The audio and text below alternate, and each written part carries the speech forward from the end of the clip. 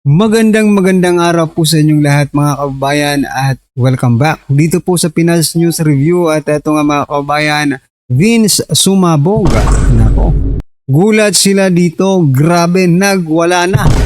Ayan mga kababayan, patungkol po riyan ang ating alamin at bibigyan ng reaksyon sa video ito.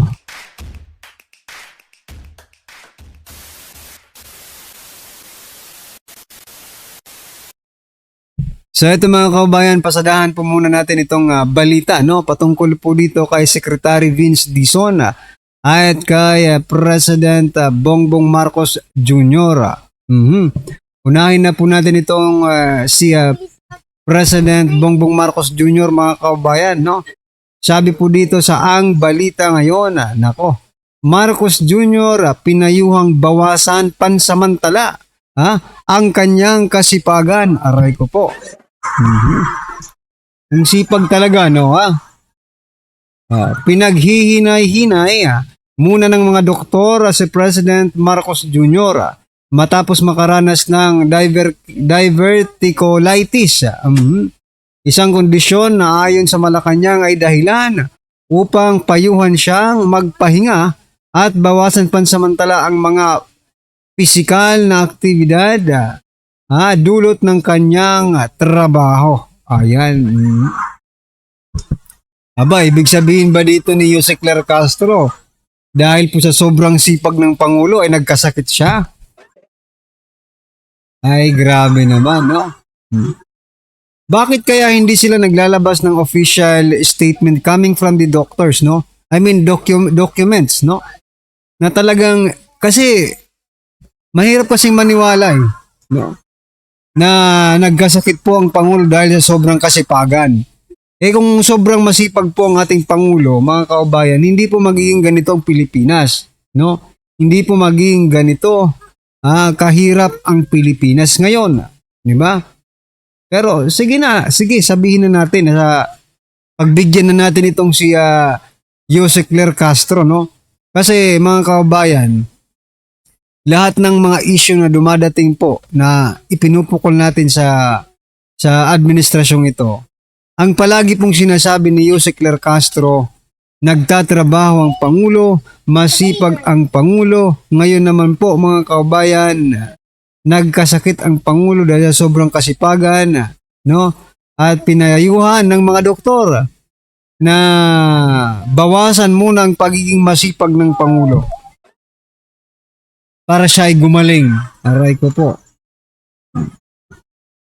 Kung ganyan po ang dalawa po kasi ang dapat ginagawa, ay ang pagtatrabaho. Dalawa po kasi ang klase ng pagtatrabaho, mga kababayan. Working hard, At saka yung tinasabing working smart. Yung working hard siguring trinatrabaho ni President Bongbong Marcos Jr., Kasi working hard Hindi po siya nagtatrabaho, working smart. Dapat you should be working smart. Gamitin po ang utak at wag po ang pisikal na katawan. Diba?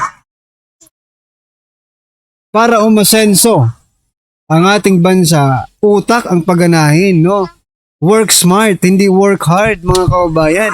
Ayan, bukod sa nagkasakit ka, bukod sa nagkasakit po ang Pangulo, bagsak pa ang Pilipinas kasi nga, they are not working smart, they are working hard, mga kababayan.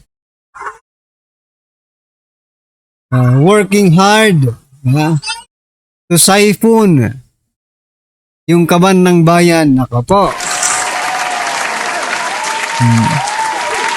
They are working hard para ubusin ang kaban ng bayan, mga kababayan. Anyway, ano po ang inyong opinion dyan, mga kababayan? Just comment down below. At eto, pasadahan naman po natin itong si Secretary Vince Dizon. Ito si Secretary Vince Dizon, Sabi niya po kasi 'di ba, yung nakalimutan ko lang talaga yung pangalan ng matabang yung mataba na vlogger na nag-i-inspeksyon sa Ilocos Norte, 'di ba? Pinakita niya yung mga tulay, yung mga kalsada. Eto, nagbigay po ng reaksyon ngayon si Secretary Vince Dizon, mga kababayan. Ang sabi niya po dito, doon sa matabang vlogger na nagpunta sa Ilocos, huwag mo akong pangunahan at siraan. Alam mo bang pwede kitang kasuhan sa ginagawa mo? Sinasabi mo na iniiwasan ko yung Ilocos. Oh. Eh, hindi lang po siya, no? Kung kakasuhan mo po siya, Secretary Vince Dizon, no? Kasuhan mo na rin ang buong sambayan ng Pilipino, 'di ba? Kasi yun po talagang nakikita ng taong bayan that you are not interested diyan po sa Ilocos Norte, 'di ba? Oh, kasi biruin mo ang Luzon po ang nasa taas. Pinakauna dapat napuntahan, pababa, pamuntang Mindanao, 'di ba? Pero mga kababayan, itong si Secretary Vince Dizon, inaararo na ang Visayas at Mindanao, no? Wala pa ang Ilocos Norte, ang Ilocos, mga kababayan. Kaya nga, sabi ko, no? Kung kakasuhan itong vlogger na ito, kasuhan mo na rin ang taong bayan. Kasi yung vlogger na yan, nagrepresent lang, no? Ng damdamin ng taong bayan, no? Kung kakasuhan mo siya, kasuhan mo na lahat. Buong Pilipinas, buong Pilipino, mga kababayan, na naniniwala dito sa vlogger na ito. Ako, naniniwala rin ako sa kanya kasi pinapakita niya talaga no? Sabi nga doon sa video ni Sir Secretary Vince Dizon, di ba? Gumagalaw daw yung tulay, gumagalaw. Walang iya naman sa Ilocos Norte, talagang literal na hindi gumagalaw yung tulay kasi hindi talaga ginalaw yung tulay. Diba? Hanggang ngayon, hindi pa ginagalaw yung tulay, mga kababayan. Nako po. Wag kang balat sibuyas, Secretary Vince Dizon, no? Siguro ko well anyway, yung statement ni Secretary Vince Dizon, normal lang din naman yan sa kanya, no? Na ganyan po ang kanyang reaksyon. Bakit? Kasi nasasaktan po siya no? Nasaktan po si Secretary Vince Dizon kasi totoo po yung sinasabi dito, no? Ng vlogger na ito. Sa susunod research nga natin kung anong pangalan ng vlogger na yan. No, napakagaling niya no? But marami na ngayon ang gumagaya sa kanya, mga kababayan. No, ipinapakita po yung mga substandard projects, no? Ghost project ng kanilang mga lungsod, di ba? Kaya Secretary Vince Dizon, wag kang balat sibuyas, nako. Tingnan nyo, 91K ang nag-react dito, mga kababayan. Tingnan natin yung tumawa po 82,000, 6,900 po ang nag-like at ang galit po ay 784, mga kababayan, no? Talagang ito po yung sinasabi nating totoong komento ng taong bayan. Tinatawanan lang yung no? Tinatawanan lang po yung statement ni Secretary Vince Dizon sapagkat totoo kasi, no? Totoo kasi yung sinasabi dito ng vlogger. Okay? Samantala, mga kababayan, isa naman pong lola ang sumabog sa galit, mga kababayan. Ito, pakinggan po natin kung bakit galit na galit po ang lolang ito, ito, pakinggan po natin to, mga kababayan, at bigyan po natin ng reaksyon. 4 na oras na ako nakapila! 60 taon ako nagtrabaho! Mga congressman may kotse, may allowance na milyon! Kami lumalangoy sa pawis! Mamatay na ba ako bago ko makuha ang pension ko? So, ayan ulitin pa nga natin, mga kababayan. Ako nakapila! 60 taon ako nagtrabaho! Mga congressman may kotse, may allowance na milyon! Kami lumalangoy sa pawis! Mamatay na ba ako bago ko makuha ang pension ko? Nanay, sandali lang po. So yan, napaka-relevant, no? Napaka-relevant po ng sinasabi dito ng lolang ito, mga kababayan. Palakpakan muna natin, no? So, kasi ang pensyon kasi, yung mga SSS, JSIS, no? PhilHealth, at kung ano-ano pang mga insurance na yan, mga kababayan, pensions, ano pa man yan, no? Pag nagtatrabaho ka, automatic pong kinakaltas yan, no? Ngayon, sila naman po ang sana magkukuha ng kanilang mga benepisyo, mga kababayan. Pero anong nangyayari? Ha? Ilang oras na daw siyang pumipila doon, mga kababayan. Ha? Halos magurgur na siya sa kakapila bago makuha yung pensyon nila, mga kababayan. Samantala, sabi niya, itong mga hinayupak na mga congressman, milyon-milyon po ang allowance. Diba? So, yan lang po ang yan lang pong masaklap dito sa atin, no? Kasi bukod po sa tax, no? Bukod po sa tax, mga kababayan, tayong mga Pilipino, especially yung mga government workers, mga kababayan, nininegosyo pa ng gobyerno. Ha? Pera mo na ngayon, no? Pag nangutang ka sa kanila, tutubuan pa yung perang inipon mo na ipapahiram rin sa'yo. Di ba? Tapos kapag kukuha ka naman ng pensyon, sabi nga dito ng lolang ito, mga kababayan, ay halos magurgur na siya. Bago niya makuha itong pensyon na ito. Grabe. Alam ko, tama kayo. Oo. Marami po ang makaka-relate. Marami po ang makaka-relate at nakaka-relate. Dito po sa matandang ito, mga kababayan, no? Maybe lahat po ng mga retired ay ganun po talaga ang nangyayari kadalasan, mga kababayan. Pero itong mga politiko, bilyones ang ninanakaw sa kaban ng bayan. Di ba? Anyway, ano po ang inyong opinion dyan, mga kababayan? Just comment down below at eto, pasadahan po natin ang video ito. Sabi po dito, mga kababayan, Retired General Orlando De Leon, sinupalpal si Vince Dizon,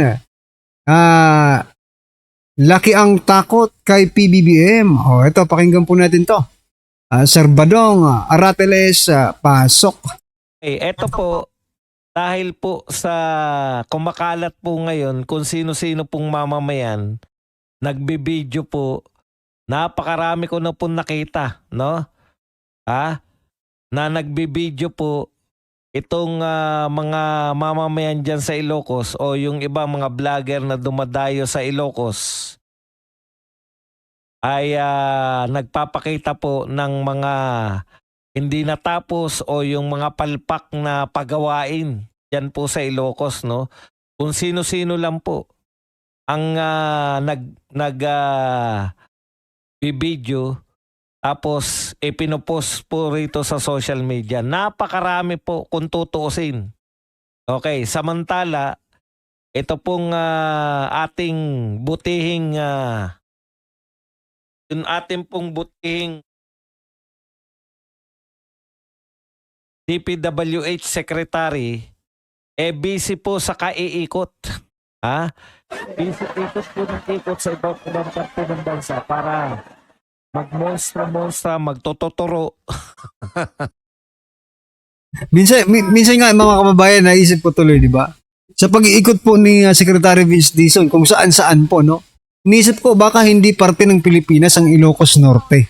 Kasi hindi niya naman pinupuntahan, di ba? Ang tanong po ni General De Leon sa iyo, no? Ito po, bakit takot kang pumunta sa Ilocos? Ayan, no? Sabi pa po ni General De Leon, basahin muna natin para sa inyong kaalaman. Huwag kang matakot sa multo. Umani ng atensyon sa social media ang serye ng mga pahayag ni retired Brigadier General Orlando De Leon matapos kumalat ang mga viral video ng mga ordinaryong mamamayan na umano'y nagdodokumento ng ghost project sa Ilocos Norte. Ayan. Sa kanyang mga post, dinirekta ni De Leon ang kanyang mensahe kay DPWH Sec Vince Dizon kasunod ng kuhang nagpapakita ng mga proyektong sinasabing may pondo ngunit tila wala o hindi pa rin maayos na naipatupad. May we remind, pinaalalahanan po namin, ayon po kay General De Leon, may we remind you that we have a province called Ilocos Norte. Kawawa naman si Vince Dizon. Na pinapaalala namin, Vince, sabi ni General De Leon, na mayroon tayong probinsya na ang pangalan ay Ilocos Norte. Go there, sabi niya. Pumunta ka doon.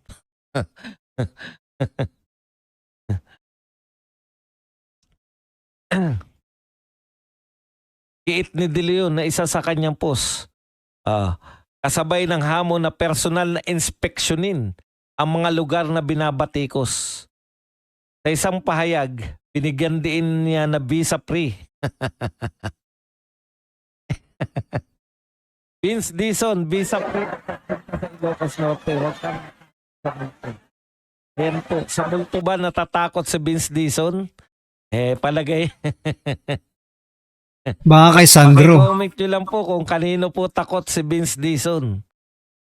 Sa mga kabayan, kanino po ba talaga takot itong Secretary Vince Dizon, no? Sa multo ba talaga? Bakit naman siya mumultuin sa Ilocos Norte? Diba?